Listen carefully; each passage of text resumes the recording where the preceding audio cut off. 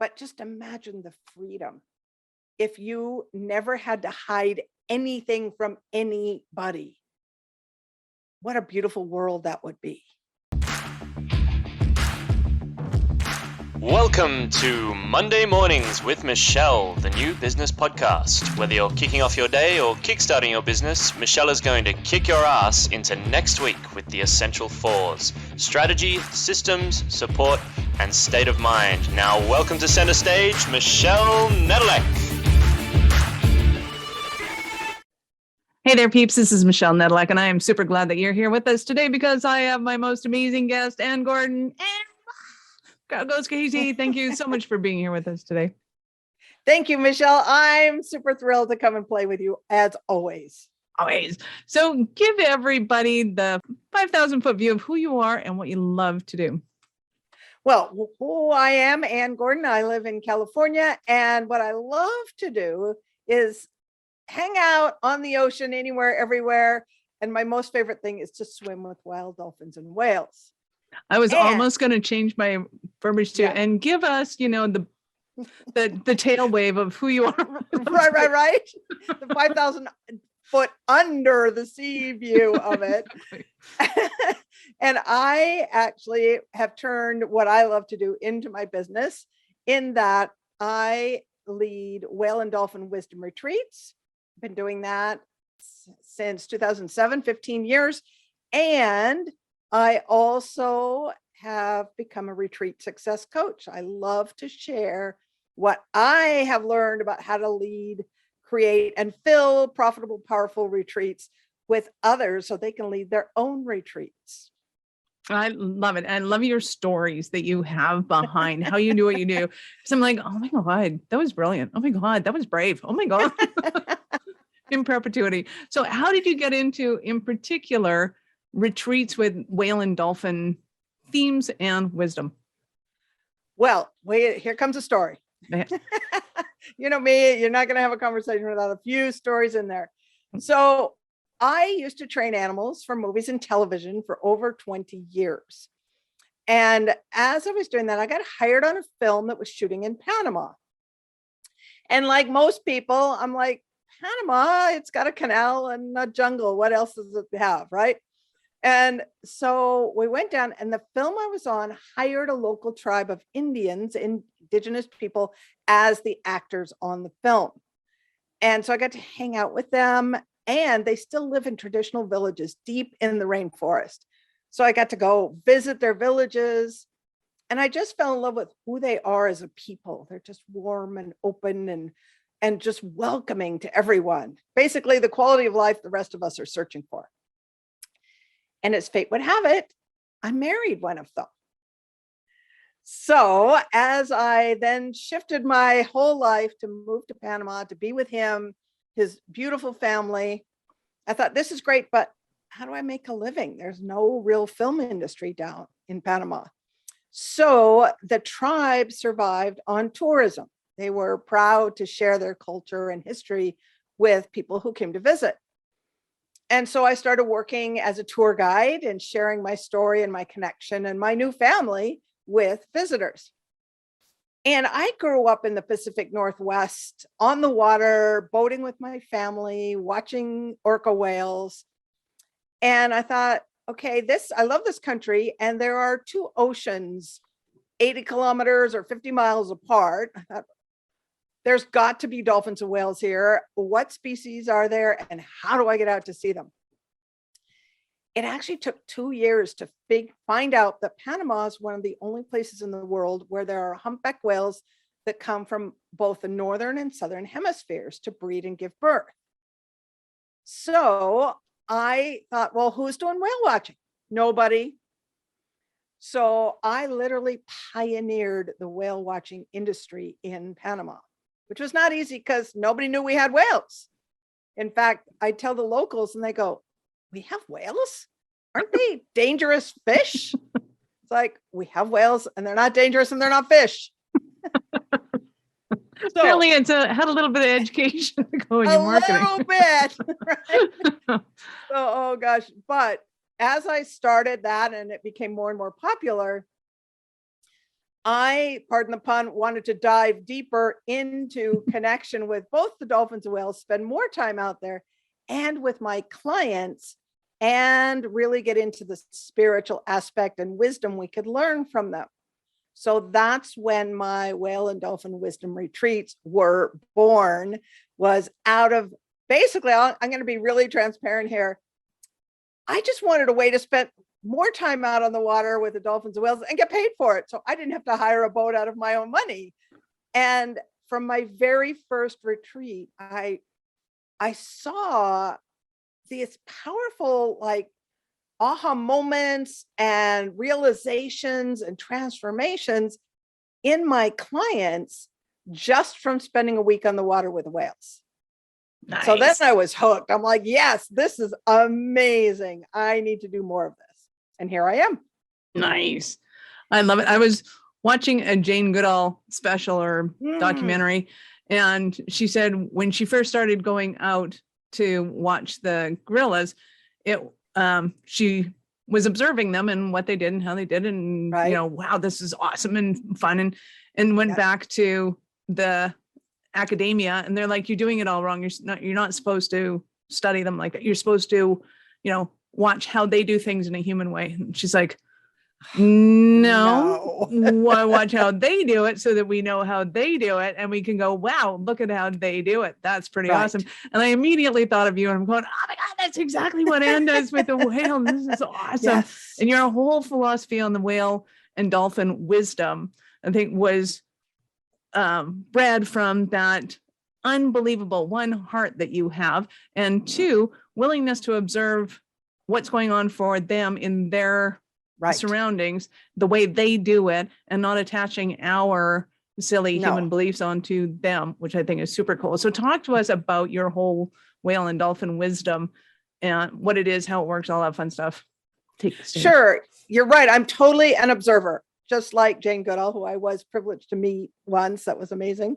Nice. And what I learned was that what my brain does is, as I observe the behaviors of the dolphins and whales, I find metaphors that can translate to how we live.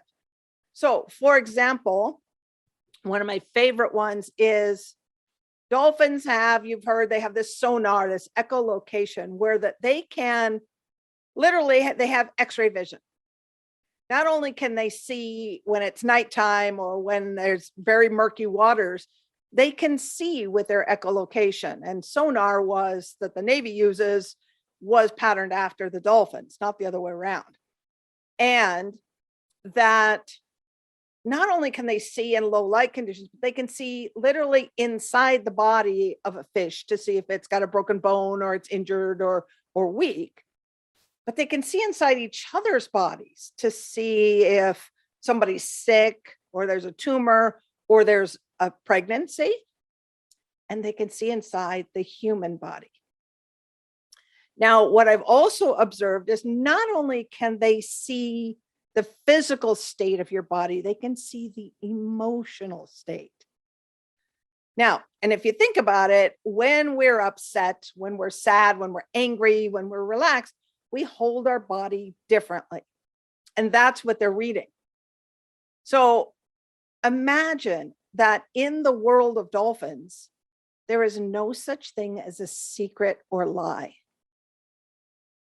which is so powerful and really scary for us humans, because we all have secrets, right? We feel like, oh, well, if even our partners in life, if they knew this about us, they wouldn't love us, right? But just imagine the freedom if you never had to hide anything from anybody. What a beautiful world that would be. Right. I think horror movies could be made on what would happen if humans could hear and think. Oh gosh, yeah, right. Like TMI. Yes. We need some adjustment for that. I think that is so cool, because I mean, I guess I knew that before, but I didn't know that. You didn't think the whole thing through. That's all you have to do. Of course, right? They can see through the skin. Like, what the hell is skin? Like, it's just a different thickness of something. It's exactly. Just because it's impermeable to our sight doesn't mean it's not impermeable to sound. Right. Exactly. That's super cool. We could have a whole tangent on that. So bring us Good. back into the world of, like, who do you work with and serve and support? Is it mostly people that are coaching? Is it corporate retreats? What do you work with? Mhm. Most of my clients in the retreat success coaching, and I do want to let people know that when I coach somebody to lead a retreat, it is not a whale or dolphin wisdom retreat. That's my particular flavor of retreats. But what I have learned in how to create successful retreats applies to any kind of retreats. But most of my clients are life or business coaches, healers, transformational leaders, people like that, that most of them have a somewhat spiritual bent, but that's not required. And I have a few that work with, in the corporate world, but not as many. I have zero experience there. So I don't know how to talk. I don't know how to speak corporate. But I mean, I just had an email today from someone who wanted to know about how he's a teacher and how to lead retreats for his students and take them around the world. I thought, amazing. I love that. I'm happy to support you. Nice. Well, and I can see it like completely in my mind's eye of how you could take a corporate retreat and take a leadership basis on this for you to, one, personally take them on a whale and dolphin retreat, because obviously the whale and dolphin wisdom is it's completely parallel in the corporate world and how that translates. So that is easy to me. And I can totally see how somebody in corporate would want to have a transformational retreat, unlike, hey, let's go to the mountains and figure out what our business plan is, which is same shit, different day, different environment. But to actually create some sort of transformation whereby your teams are actually communicating on a different level, they're actually getting along better, they're actually, motivated to create something bigger and better than all of them in the direction of the vision that the CEO has, which really, in essence, is the whole reason anybody has retreats, is it not? It totally is. It's all about building connection, building community. And the thing I love about retreats is that you don't have to have a ton of content prepared as the leader. In fact, you should never show a PowerPoint in a retreat. We see those all the time everywhere else. But on a retreat, it's about the experiences. So what I teach is that you pick your goal for your retreat. What is it that the big benefit that your people are going to take away? Maybe say it's abundance mastery or grief recovery or couples intimacy, whatever it is. And then everything you choose from there, down to the location, the venue, the activities, align perfectly with that goal. And that way it makes it really easy. And so the experiences and even the location will deliver the transformation without you having to do a lot of heavy dialoguing and conversations. And what I like to say is that a well-designed retreat will lead people to powerful breakthroughs without ever having to have a breakdown. Nice. Yes. Breakdowns aren't nearly as much fun as breakthroughs.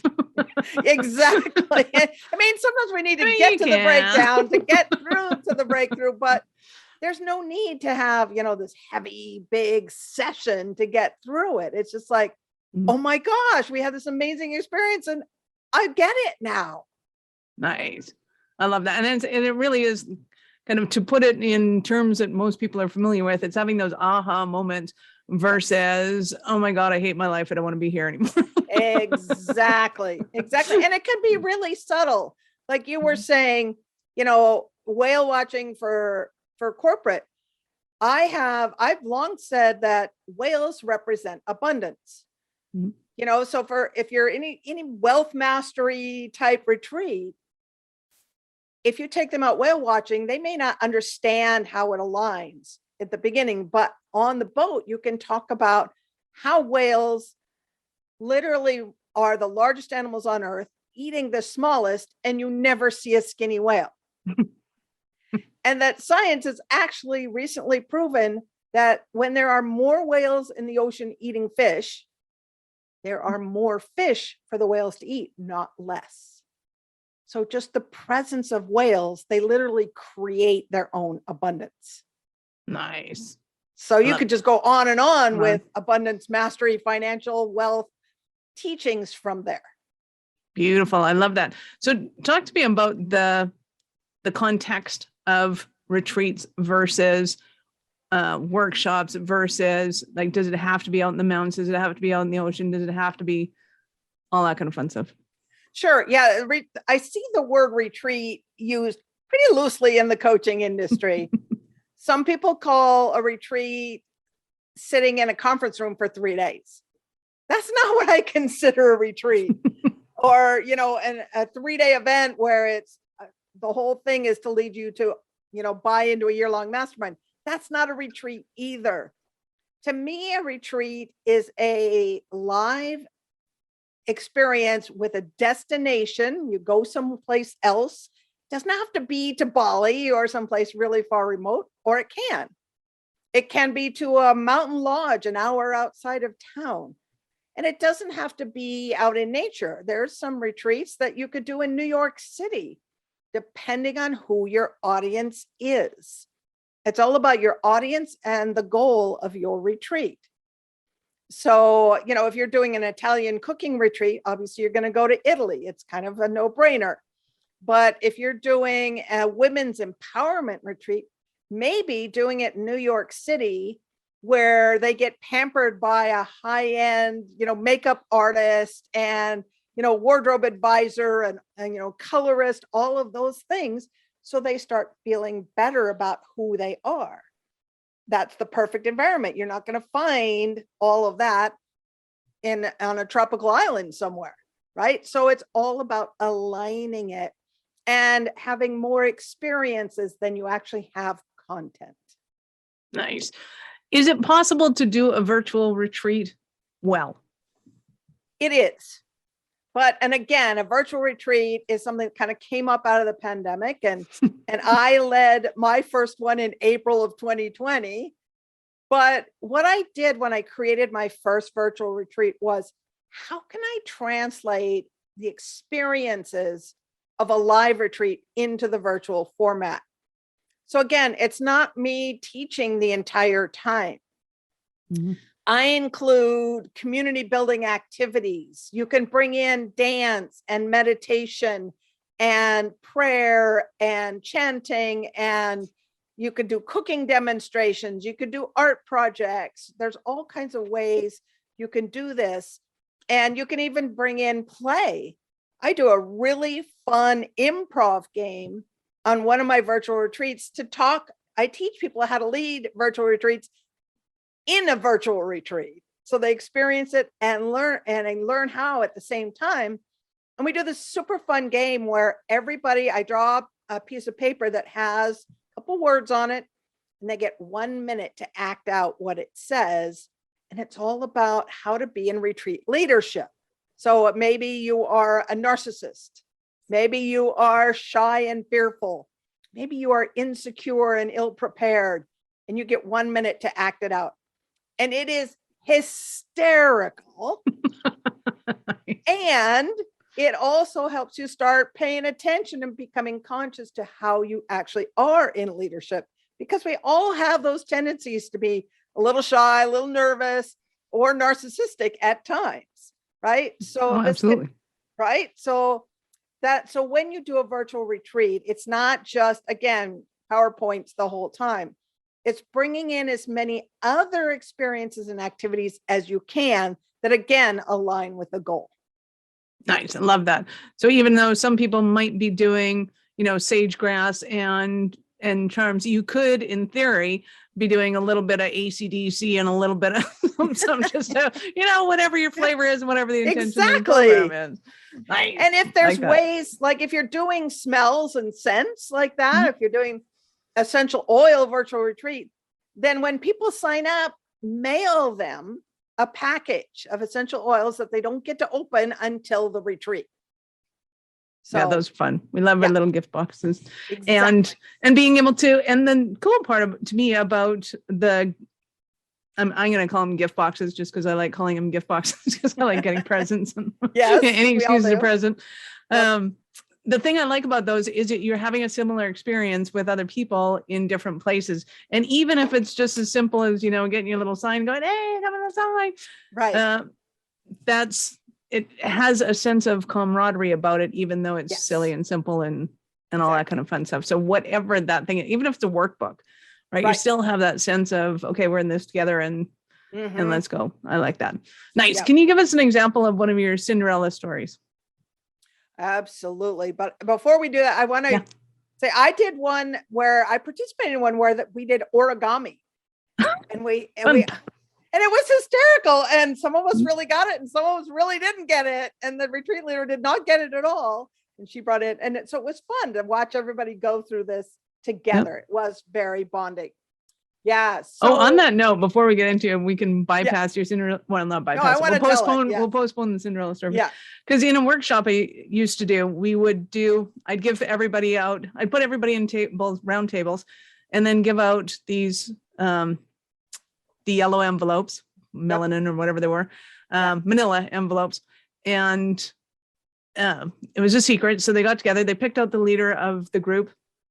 The leader took this out, handed out blank sheets of paper to everybody, and then they got the instructions for how to make an origami crane.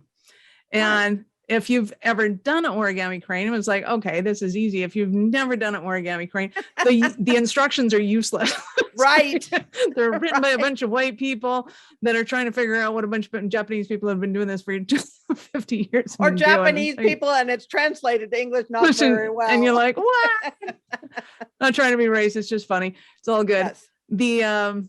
And it was my purpose for the exercise was, how do you show up in a leadership position when you don't know what you're doing? Right. And there was no other rules to the game. It's that you have 20 minutes to make, 6 cranes or however many. So everybody has to make a crane at your table, and you have 20 minutes to do it. Let's see what happens.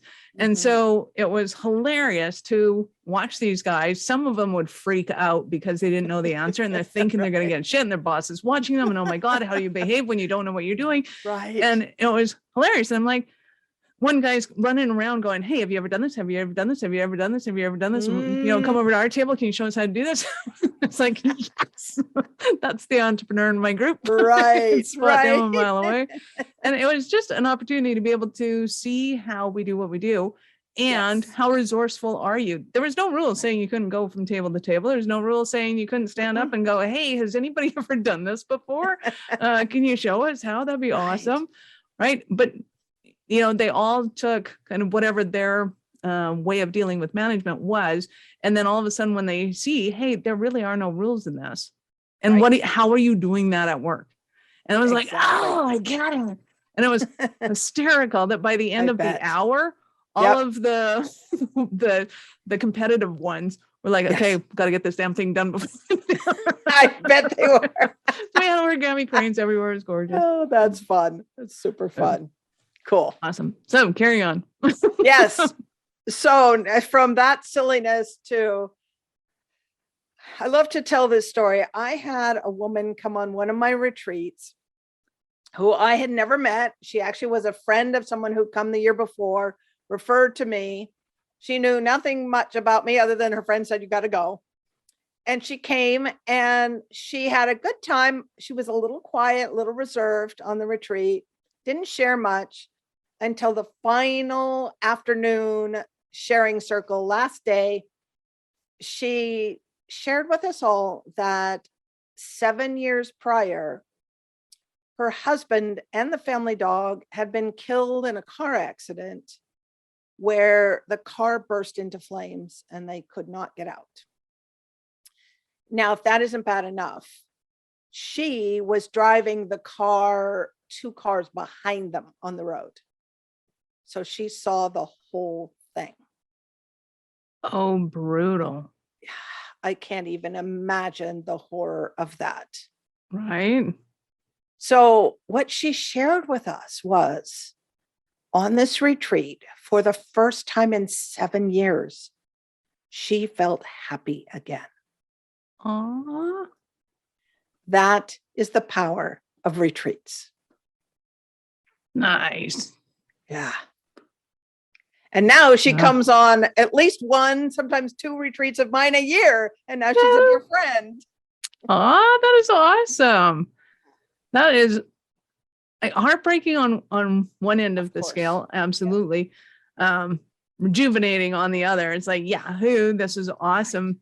Right. And I love that this thing called a retreat has the potential to be able to create that much That kind of opportunity and impact. space and impact. Yeah.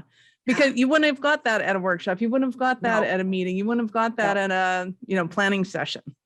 Right. And there was no breakdown. She didn't have to go relive the whole horrible event. She didn't have to rehash it and figure out what she felt about it. We just played with whales all week. Nice. And then she shared that. I mean, that's why I love retreats so much, is the powerful impact, the life-changing impact you can have by just sharing magical experiences together. Nice. That is awesome. So what are the stumbling blocks that somebody might be having right now? And they're thinking, oh my God, Anne, I need you so badly right now. There's two things that I see a lot of people struggle with. One is just the overwhelm. It's like, how the heck, there's so many moving parts. There's the location and the venue and the experiences and the meals and the transport, and all of that stuff. That's one. And so I have a complete retreat success system that breaks it down. We start with your vision and goal, and then we start creating. So everything's aligned, and then we move through it one piece at a time. And then the other thing that scares a lot of people is the fear of not being able to fill it. Yeah. And, right? How much do I have to pay for this? And what if nobody shows and I'm having a really good time with my whales going? Okay, so exactly. Dude, you're full of abundance, Phil Mayer. Yeah, right. So here's a mistake that most people make, is not giving themselves enough time to fill the retreat. And so what you want to do is, I teach you should give yourself 9 to 12 months to fill a retreat.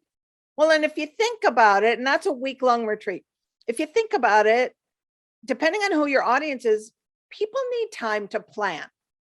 And if they're working a regular job, sometimes they need to schedule their vacation a year in advance.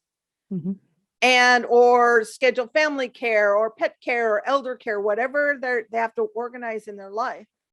And maybe they need time to plan for the money and earn the money, or save the money for the retreat, and all the expenses, because the retreat is not a $97 offer. It's a more expensive offer. And so you really have to give yourself time so that people can easily say yes. And you will get people saying yes right away, and you may get people saying yes the week before, but that's unlikely. I know there's actually someone that you and I know that I won't name right now, but she is a very well-known, very successful, multi-million-dollar coach who's holding a mastermind retreat in Europe next month. And she only started inviting people 2 months ago. Whoa. And she is now struggling to fill it because she didn't give herself enough time. Because as soon as I saw that, I thought, well, hopefully she's, influential enough she can do it.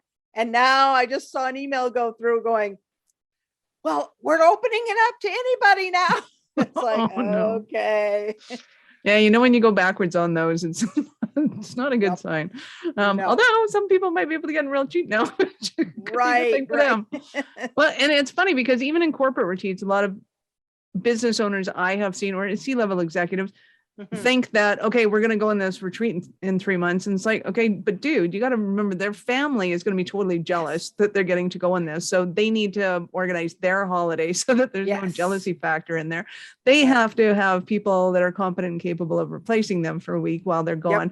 They have and there's certain tasks and projects they're working on. They got to make sure that if the deadline falls on that day, that they either move it up so it's done before they leave, or move it back so there's no stress.